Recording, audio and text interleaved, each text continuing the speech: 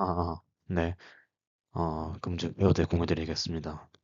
어, 공유드릴 논문은 Attention as Selector Unlocking VLM Attention for Long Document Page Retrieval 이라는 논문이고, ACL 2026에 어쨌든 논문입니다.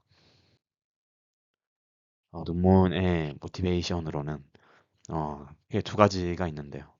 콜팔리나 뭐 M3.array, RAG, 그리고 몰로 RAG와 같은 뭐 기존 VDR 방법, 특히 롱 다큐멘트 RAG 측면에서의 한계가 두 가지 있는데요.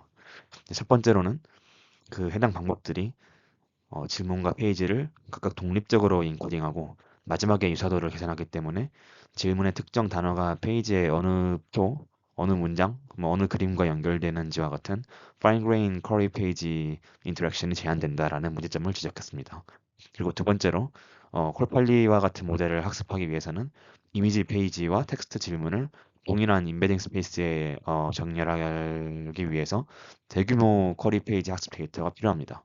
예를 들어서 콜팔리아 같은 경우에는 학습 샘플이 118K개가 필요하다라고 지적했습니다.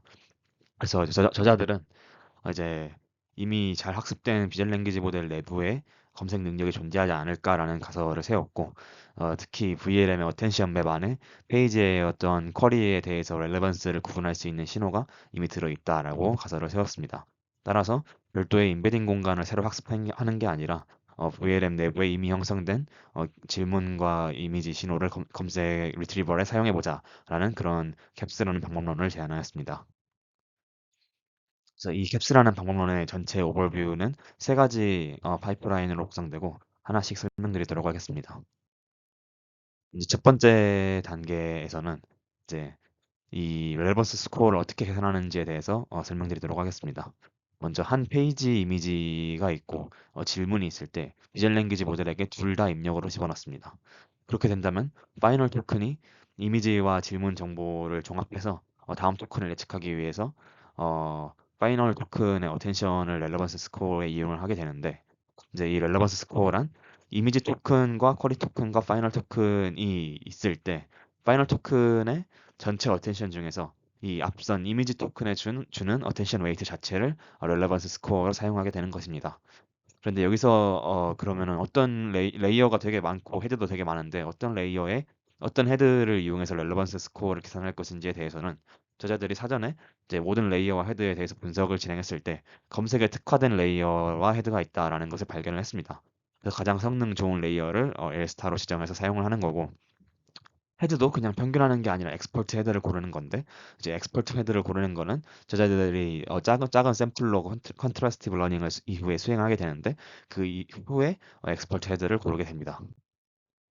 그래서 두 번째 단계로는 컨트라스티브 러닝으로 검색 능력을 좀 강화하는 단계가 있는데, 제로샷 어텐션에도 검색 신호가 있긴 하지만 그대로 사용하면 되게 강하지 않을 수가 기 때문에 소량의 컨트라스티브 데이터로 이 어텐션이 에비던스 페이지와 디스트랙터 페이지를 더 잘 구별할 수 있도록 학습을 진행합니다.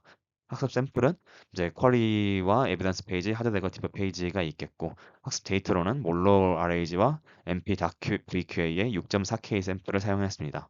그리고 이전에 가장 제로샷 세팅에서 가장 검색 성능이 좋았던 L스타 레이어 스코어를 기준으로 학습을 수행했고, 헤드 같은 경우에는 학습 전에 가장 좋은 헤드가 학습 후에도 가장 좋은 헤드일 거라라는 보장이 없다고 합니다. 그래서 처음 학습시킬 때에는 레이어 단위로 평균 점수를 슈퍼비전으로 사용하고, 학습이 끝난 다음에 발리데이션 성능이 가장 좋은 헤드를 이제 실제로 릴레번스 스코어에 사용하는 엑스퍼트 헤드 H스타로 선택을 하게 됩니다. 그리고 마지막 단계로는 어댑티브 필터링이라는 단계를 거치는데, 기존의 리트리버는 항상 탑 3나 탑 5 이런 식으로 정해진 탑 K 수만큼 페이지를 선택하지만, 실제로 QA까지 진행을 해야 할 때를 생각해 보면 질문에 필요한 페이지 수는 항상 다르다는 점이 있습니다. 따라서 단순히 고정된 탑 K 방식이 노이즈와 연산량을 증가시킨다라고 주장을 했고, 특정 스레시홀드에 기반하여 질문별로 컨텍스트 크기를 좀 동적으로 조절하는 간단한 필터링 방식을 거쳤습니다.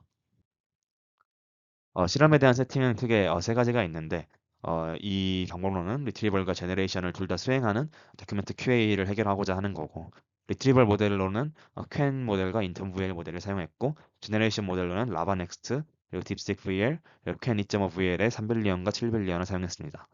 검증 데이터셋으로는 롱벤치 다큐멘트, 롱닥 URL 그리고 페이퍼 탭과 페타 탭을 사용하였습니다.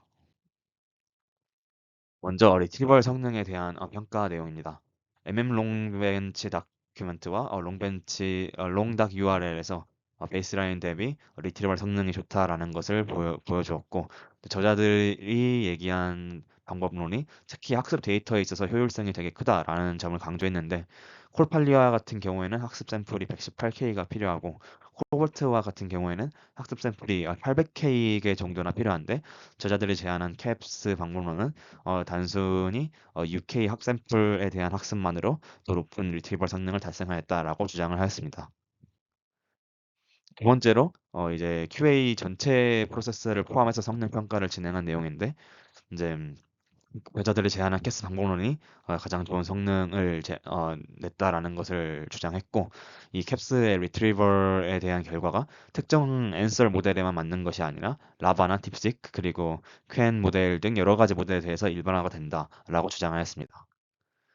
근데 이제 가장 큰 문제점이라고 생각하는 점이 이제 캡스가 쿼리와 페이지를 함께 VLM에 넣어서 어텐션을 계산해서 리트리버를 수행하기 때문에 이제 저자들이 주장하기로는 싱글 쿼리 환경에서는 괜찮아도 멀티 쿼리 환경에서는 레이턴시가 더 크다라는 약점이 있다라는 것을 논문 내에서 인정했습니다. 즉 코퍼스가 5,000개 있고 쿼리가 500개 있으면 5,000 곱하기 500개의 인퍼런스를 수행해야 된다는 그런 약점이 있다는 건데, 이제 저자들이 캡스는 근데 성능은 좋기 때문에 캡스의 좋은 성능과 낮은 효율성을 완화하고자 투 스테이지 리트리버 리랭킹 스트레이테지를 제안하였습니다. 그래서 기존에 있는 효율 좋지만 성능이 안 좋은 방법론인 M3닥 RAG 같은 것과 그런 몰로 RAG 같은 방법론으로 빠르게 탑10 후보를 검색하고, 캡스가 후보 10개만 다시 스코어링과 리랭킹을 수행하는 그런 하이브리드 방식을 제안하였습니다. 그래서 이 하이브리드 방식이 성능은 캡스 단독보다 약간 낮지만 레이턴시 문제를 해결하면서 임베딩 기반 반복론보다 더 높은 성능을 얻는다라는 그런 대안점을 제시하였습니다. 제 개인 의견으로는 이제 앞서 말씀드렸던 것처럼 이 방법론이 리트리버를 수행하는 데 있어서 항상 이미지와 커리를 모두 넣어야 되는 그런 방식입니다. 그래서 제가 생각을 했을 때에는 이렇게까지 할 거면 그냥 아웃풋 토큰까지 다 뽑고 VLM에게 그냥 이 페이지에 대해 답이 있는지 물어보는 방식으로 하는 게 좀 더 낫지 않는가 그런 생각이 들었고, 디코딩 이렇게 하면은 당연히 디코딩에 대한 계산 문제가 있긴 하겠지만 단답으로 yes, no로 답하든지 0.7과 같은 스코어 단답으로 답을 하든지 이런 식으로 디코딩 비용을 줄이는 방식이 있을 것 같고, 혹은 이러한 방법들도 베이스라인으로 넣었으면 더 좋았을 것 같습니다. 어쨌든 저는 이 리트리버를 하는 데 있어서 효율성 문제가 이 방법론 같은 경우에는 너무 커서 개인적인 의견으로는 좋은 방법론 같지는 않다라는 생각이 들었고, 다만 논문 내에서 배울 점 같은 경우에는 어쨌든 저자들도 이러한 점을 논문 내에서 인정했고, 캡스가 성능이 좋긴 한데 기존 인베딩 방법론들에 비해서 효율성에 문제가 있다. 우리가 이를 좀 완화해 보고자 하이브리드 방식도 제안했다라는 그런 점은 논문 작성에 있어서 좀 배울 점은 같다라고 생각을 했습니다. 공유드릴 내용은 여기까지입니다. 감사합니다.